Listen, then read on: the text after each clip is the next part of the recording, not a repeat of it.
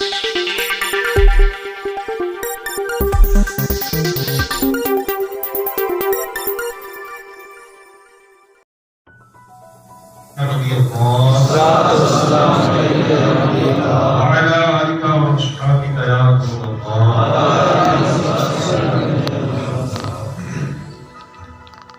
Press time में जब भी कोई नेक काम करने का मौका मिले तो फरमाया कि अच्छी अच्छी नीयतें बना करते हैं।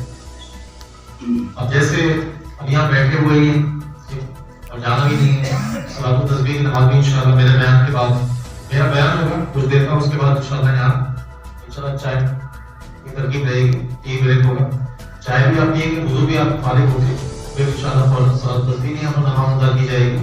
नमाज के बाद इंशाअल्लाह ज़िक्र और दुआ का सिलसिला रहेगा। सलात व सलाम के बाद फिर इंशाअल्लाह सहरी का इंतजाम भी इंशाअल्लाह रहेगा। तो अब चूंकि आज शब-ए-दारी है, बड़ी रात है, रोज सोते हैं, तो जब तक पॉसिबल होगा इंशाअल्लाह तब तक ये सिलसिला इंशाअल्लाह हमारा कोशिश करेंगे जल्दी इसको क्लोज कर दें। कहने का मकसद ये है कि आप बैठना भी नहीं, यहाँ पर जाना भी नहीं, और जाहिर सी बात है नींद भी आ रही होगी, नींद की कुर्बानी भी दे रहे हैं, लेकिन सवाब नहीं मिले तो फिर फायदा क्या है। ये वही बात हुई कि बंदा जॉब भी करे, यानी काम पे भी जाए, मेहनत भी करे, उसको पैसे ना मिले। यही समझ लें कि एक स्टूडेंट जो अपने घर से बाहर भी रहे, क्लास भी पूरी ले, फीस भी जमा करे, लेकिन उसको डिग्री ना मिले। अब यहाँ आ गए हैं तो पहली चीज ये है कि बुनियादी चीज क्या है, नियत, कि मैं अल्लाह की रज़ा पाने और सवाब कमाने के लिए इंशाअल्लाह इज्तिमा में शरीक बनूंगा इंशाअल्लाह। बगैर नियत के सवाब का जो मामला है कम हो जाता है, तो जितनी अच्छी नियतें होंगी इंशाअल्लाह उतना सवाब भी ज्यादा होगा। और मज़ीद नियतें हो सकती है कि तवज्जो के साथ में सुनूंगा, जो सुनूंगा उसे याद रखूंगा, उस पर अमल करने की कोशिश भी करूंगा इंशाअल्लाह। हमारे मुस्तफा सल्लल्लाहु अलैहि वसल्लम है कल रोज़े क़यामत मेरे करीब वो होगा जो दुनिया में मुझ पर कसरत से दुरूद शरीफ पढ़ता होगा। अब इस वक्त जो दुनिया की आबादी है वो तकरीबन 6 अरब है, 6 खरब के आसपास, 6 अरब 6 खरब के आसपास बताई जाती है। अब कितने जो है ना अरबों खरबों लोग जो है ना दुनिया से जा चुके हैं। क़यामत कब आएगी, तब तक कितने लोग आ जाएंगे? अभी सारे के सारे मैदान हशर में जमा होंगे, ठीक है। मैदान हशर जब कायम होगी तो ये सारे अगले पिछले जमा होंगे, अरबों खरबों का मजमा होगा। अब उसमें प्यारे आका सल्लल्लाहु अलैहि वसल्लम तक पहुंचने का हर एक ख्वाहिशमंद होगा। क्यों? क्योंकि उस दिन आका सल्लल्लाहु अलैहि वसल्लम जिसे चाहेंगे उसे जन्नत में दाखिल करवा देंगे, जिसे चाहेंगे उसकी बख्शिश फरमा देंगे, मतलब उसकी जो है सिफारिश फरमा देंगे, शफाअत फरमा देंगे।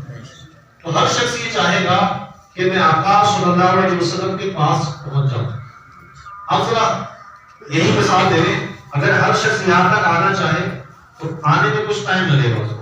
अब इसी को आप अरबों खरबों का मजमा कर लें तो पता ही चला जिसको बुलाया जाएगा उसको पहुंचना आसान होगा। तो हमारे आका ने इरशाद फरमाया कि जो कसरत से दुरूद पाक पढ़ने का आदी होगा वो क़यामत के दिन मेरे करीब होगा। अब उलमा इमाम फरमाते हैं कि जो कम से कम 313 मरतबा दुरूद शरीफ पढ़ लिया करेगा उसका शुमार कसरत से दुरूद पाक पढ़ने वालों में कर लिया जाएगा। हम भी नियत करेंगे इंशाअल्लाह रोजाना कम से कम 313 मरतबा दुरूद पाक पढ़ने वाले बन जाए इंशाअल्लाह। और इसका आसान तरीका ये है कि आजकल ये तस्बीह आने लगी प्लास्टिक को बोलते हैं टेलीकाउंटर, इसको अगर आप अपनी जेब में रखेंगे, हाथ पे रखेंगे, तो ऐसे ऐसे लोग हैं जो 3-3 हज़ार बार पढ़ लेते हैं, 5-5 हज़ार बार रोजाना पढ़ लेते हैं, है ना। तो हाथ में तस्बीह जो है ना ज़बान की लगाम है, हाथ में तस्बीह नहीं होगी तो बंदा बोलता रहेगा, बैठेगा हाँ भाई किसकी सरकार है, हाँ भाई फलां ऐसा करना है, फलां ऐसा करना है। तो नियत करेंगे इंशाअल्लाह। आज चूंकि हमारे नामे अमल तब्दील हो गए, आज है शबे बरात, प्यारे इस्लामी आज की रात नाजुक है। आज उन लोगों के नाम भी लिखे जा रहे हैं जो इस साल इंतकाल कर जाएंगे, आज मदीने जाने वालों के नाम भी लिखे जा रहे हैं, आज हमारा रिस्क भी लिखा जा रहा है, यानी बड़ी नाजुक रात है। अब ऐसी रात यानी क्यों समझते किसी से कहा जाए नहीं आपको जो है ना आपकी जॉब लगने वाली है, या आपको जो है ना कल आपका रिजल्ट खुलने वाला है इलेक्शन का, या आपकी कोई जांच हुई है, کل آپ کی بیماری کی جانچ کی رپورٹ آنے والی ہے، اندر آپ کا ٹینشن میں رہے گا، آپ کا خیر ہونا ہے کل میرا کوئی خطرناک بیماری نہ آ جائے، یہ نہ ہو جائے، اور یہاں معاملہ ہے کہ پورے سال کا فیصلہ ہونے والا ہے۔ تو خیر اس ٹائم کی آپ بڑی نازک رات ہے، آج کی رات عبادت میں گزاریں گے، اور یہ بیان سننا، علم دین حاصل کرنا یہ بھی عبادت ہی ہے۔ جو بھی جائز کام اللہ کی رضا کے لیے کیا جائے وہ عبادت کہلاتا ہے، ٹھیک ہے؟ ایک بار مجھے پاک پڑھ لیجیے، صلو علی الحبیب صلی اللہ علیہ محمد صلی اللہ علیہ وسلم۔ یعنی میرے اسلام بھائیو، ایک مرتبہ تابعی بزرگ حضرت سیدنا حسن بصری رحمۃ اللہ علیہ اپنے گھر کے دروازے پر آپ تشریف فرما کے کھڑے ہوئے تھے۔ آپ نے دیکھا ایک جنازہ گزر رہا ہے، آپ اٹھے اور جنازے کے پیچھے پیچھے چل دیے۔ آپ نے دیکھا کہ اس جنازے کے ساتھ میں ایک چھوٹی بچی مدنی منی روتی ہوئی دوڑی ہوئی چلی جا رہی ہے۔ وہ کہہ رہی ہے، اے بابا جان، آج مجھ پر وہ وقت آیا ہے جو پہلے کبھی نہ آیا تھا۔ حضرت سیدنا حسن بصری رحمۃ اللہ تعالی علیہ نے جب یہ درد بھری آواز سنی تو آپ کی آنکھیں اشکبار ہو گئی، دل بے قرار ہو گیا۔ آپ نے اپنا ہاتھ اس غمگین اور یتیم بچی کے سر پر پھیرا اور فرمایا، بیٹی آج تم پر نہیں بلکہ تمہارے مرحوم بابا جان پر وہ وقت آیا ہے کہ آج سے پہلے کبھی نہ آیا ہوگا۔ دوسرے دن آپ نے دیکھا کہ وہ مدنی منی روتی ہوئی اپنے والد صاحب کی قبر کی طرف یعنی قبرستان جا رہی، آپ بھی اس کے پیچھے پیچھے چلتی ہوں۔ پہنچنے کے بعد آپ ایک جھاڑی کے پیچھے چھپ گئے۔ آپ نے دیکھا کہ وہ چھوٹی بچی اپنے باپ کی قبر کے پاس آئی تھی اور اپنے باپ کی قبر کو مطلب اپنا جو گال تھا اس کو ان کی قبر میں رکھ دیا اور رونے لگی اور رو رو کر کہنے لگی، اے بابا جان، آج آپ نے بغیر چراغ کے اندھیرے میں آپ نے قبر کی رات کیسے گزاری؟ اے بابا جان، کل تو میں نے گھر میں آپ کے لیے چراغ جلایا تھا، آج قبر میں آپ کے لیے چراغ کس نے جلایا ہوگا؟ اے بابا جان، کل جب آپ سونے والے تھے تو میں نے آپ کے لیے بستر بچھایا تھا، آج قبر میں آپ کے لیے بستر کس نے بچھایا ہوگا؟ اے بابا جان، کل رات گھر کے اندر میں نے آپ کے ہاتھ پاؤں دبائے تھے، آج رات قبر میں ہاتھ پاؤں کس نے دبائے ہوں گے؟ اے بابا جان، کل جب آپ کو پیاس لگی تھی آپ نے مجھ سے پانی مانگا تھا، میں نے آپ کو پانی پلایا تھا، آج جب قبر میں پیاس لگی ہوگی تو کس نے آپ کو پانی پلایا ہوگا؟ اے بابا جان، کل تو میں نے آپ کے اوپر چادر اڑائی تھی، آج رات کس نے اڑائی ہوگی؟ اے بابا جان، کل تک تو آپ جب بھی مجھے پکارتے تھے میں آ جاتی تھی، آج رات قبر میں آپ نے کسے پکارا ہوگا اور آپ کی پکار سن کر کون آیا ہوگا؟ آپ کو بھوک لگی تھی تو آپ نے کھانا مانگا تھا، کل میں نے کھانا پیش کیا تھا، آج آپ کے لیے کھانا کس نے بنایا ہوگا؟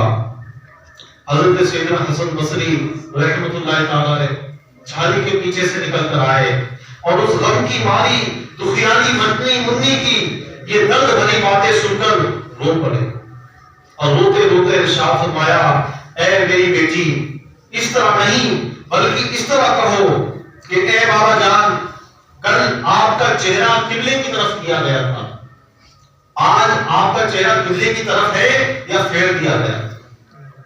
کل آپ کو صاف ستھرا کفن پہنا کر دفنایا گیا تھا، کیا ابھی وہ صاف ستھرا ہے یا صاف ستھرا نہیں ہے؟ اے بابا جان، کل آپ کا جسم صحیح سلامت تھا، آپ کو غسل کر کے صحیح سالم جسم کے ساتھ رکھا گیا تھا، کیا اب بھی آپ کا جسم سلامت ہے یا کیڑوں نے کھانا شروع کر دیا ہے؟ اے بابا جان، علماء فرماتے ہیں کہ بعض مردوں پر قبر کشادگی کرتی ہے، قبر کھل جاتی ہے، اور بعض پر تنگ ہو جاتی ہے، تو آپ پر قبر میں تنگی کی ہے یا کشادگی کی ہے؟ اے بابا جان، علماء فرماتے ہیں کہ کسی میت کے کفن کو جنتی کفن سے اور کسی کے کفن کو جہنم کی آگ کے کفن سے بدل دیا جاتا ہے، تو آپ کا کفن آگ سے بدلا گیا یا جنتی کفن سے بدلا گیا؟